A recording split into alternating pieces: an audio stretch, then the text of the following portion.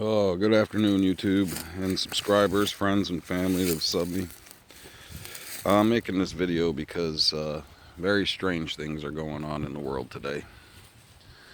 If you've even been watching just regular news, you'll notice that the states have all gone into a deep freeze, all 50 states, as reported by a lot of mainstream news companies, including Reuters and CNN and The Telegraph.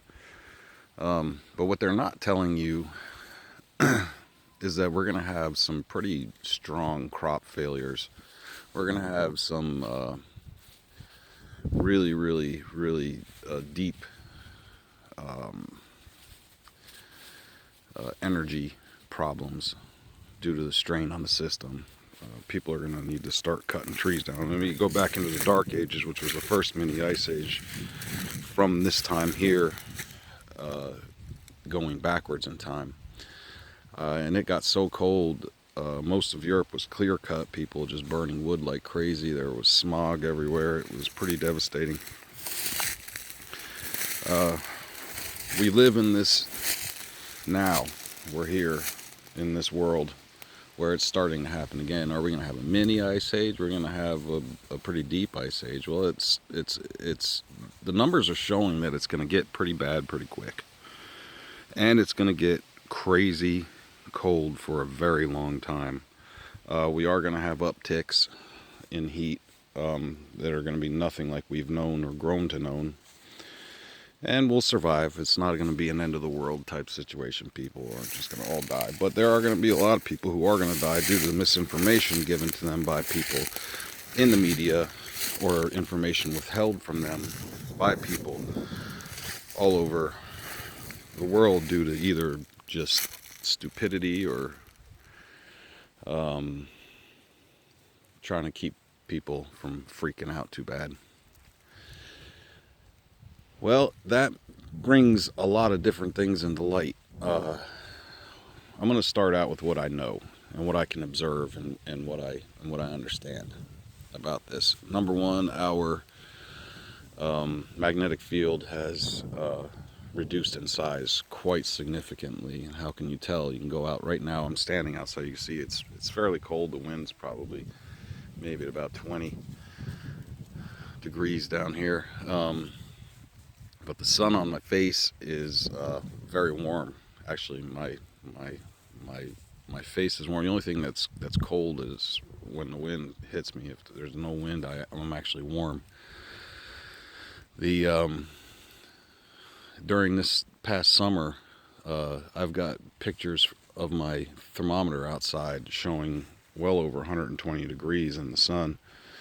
They were reporting 90 to 100 degrees in the sun, but that wasn't true. I've got pictures showing that wasn't true in my area. The change in the seasons, the crazy droughts in some places and floods in other places. All this stuff is all happening all at once and all over the world, not just in isolated areas. Everybody's experiencing different things in different areas that are crazy, that are not consistent with normal weather patterns in their areas. Second is, I'm going to point this here. This is due east. And I'm going to come back over here, and this is due west.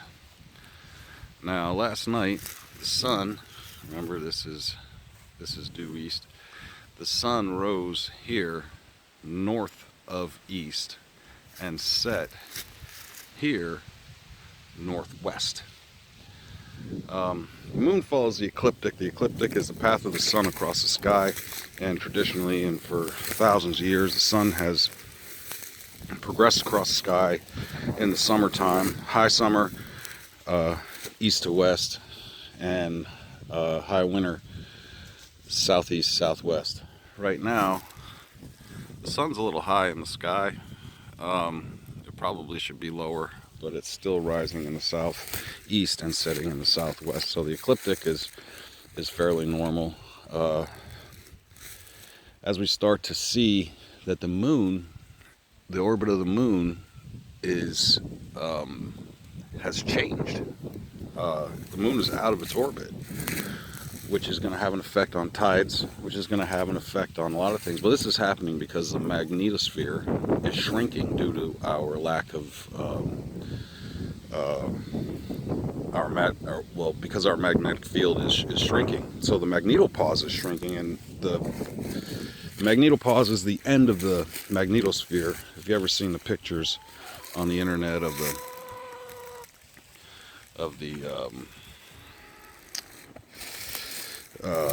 the big field around the Earth that deflects the solar wind radiation and heat from the sun, the charged particles from entering into our atmosphere. That is our magnetosphere. Well, the magnetopause is the end of that, which holds a lot of things in place, like the moon, satellites, all kinds of things. This has changed. Everything has changed. Things are changing, so our weather is getting crazy. And if you remember back about, I guess 6 months ago, maybe a year ago, they were saying, climate chaos is here. Well, they know what's going on.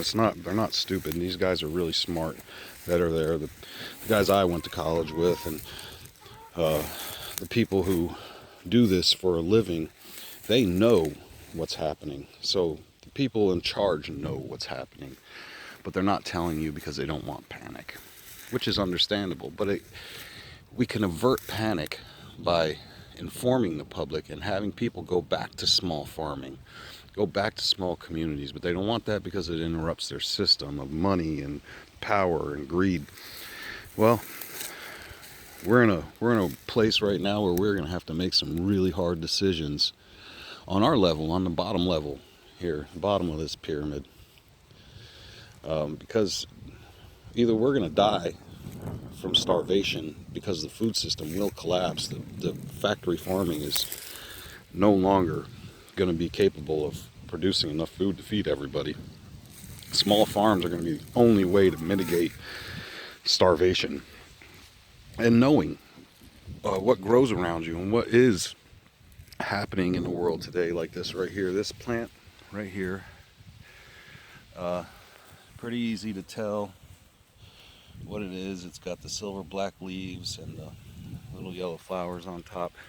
Well, right before it dries, the flowers actually smell like maple syrup. It's called rabbit tobacco, and that you can make a tea out of. You can eat it, you can make a tea out of it, but it has healing properties. It actually has cancer curing agents in it, known cancer curing agents in it. Little stupid things. I mean, you can eat pretty much anything you see here. It's all edible. There's nothing here that's not edible. Other than this plant down over here, which is called dog fennel, which is highly poisonous. And it's kind of, you'll never be able to understand it until you see it during the summertime. I might have to do a video then. But this can be grown because it not only is very poisonous to people, it's also very poisonous to deer and dogs and all kinds of critters. So you grow this stuff, take the seeds and grow it around your garden. You can keep, it gets pretty big too, you can keep pests out of your gardens. Learn how to use certain pests for insect mitigation. Start learning how to be self-sufficient in every way, every possible way. Because without being self-sufficient, you are dependent. If you are dependent, you're a child. And that's the way they look at you. The more children they have, the more money they get. The more money they get, the more control and power they have over you and everybody else on this planet. So that's my quick, here's another one right here. That's the beginning of a mullein plant. Great plant. That plant right there, if you dry the leaves green, you can smoke it, put it in your tobacco. If you smoke cigarettes, you can put it in your tobacco, and it will help you cough up phlegm, which will slow down the destruction on your lungs. Where you can smoke it all alone. If you have pneumonia or something, you can just smoke a cigarette of Mullen, and it will help you expel all of that crap that's in your lungs.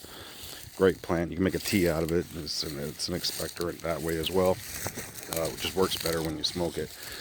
The flowers have antibacterial and antibiotic properties. You can use them for ear drops. That's what they were used traditionally for.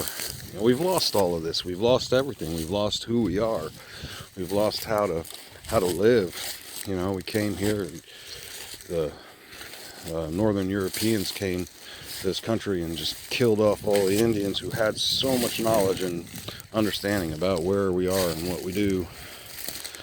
You know, and destroyed their culture, destroyed who they are, where they are, what they do. Here's another one I just stepped on and I probably shouldn't have. Sassafras. That's a little sassafras tree. The roots are extremely healing. FDA has said it's a terrible thing. You should never use it. I don't know. I drink it. I drink the tea often. I don't know. It doesn't seem to hurt me. I'm pretty healthy. And I ain't too young. I advise all you keep an eye on the moon. Watch how it goes. Watch how it progresses. Go back and look at how the moon phases work from back in the 90s, early 2000s, and get pictures of how the moon phases and what they look like and how they don't. You'll never see a crescent on the bottom of the moon, which you see regularly now, because the moon's out of position. Things are happening. Shit's getting real. Time to wake up, time to rethink and start talking to friends and neighbors and getting things moving and going. Getting it grooving. Because it ain't going to be very long before we're all stuck looking at empty shelves and hard times.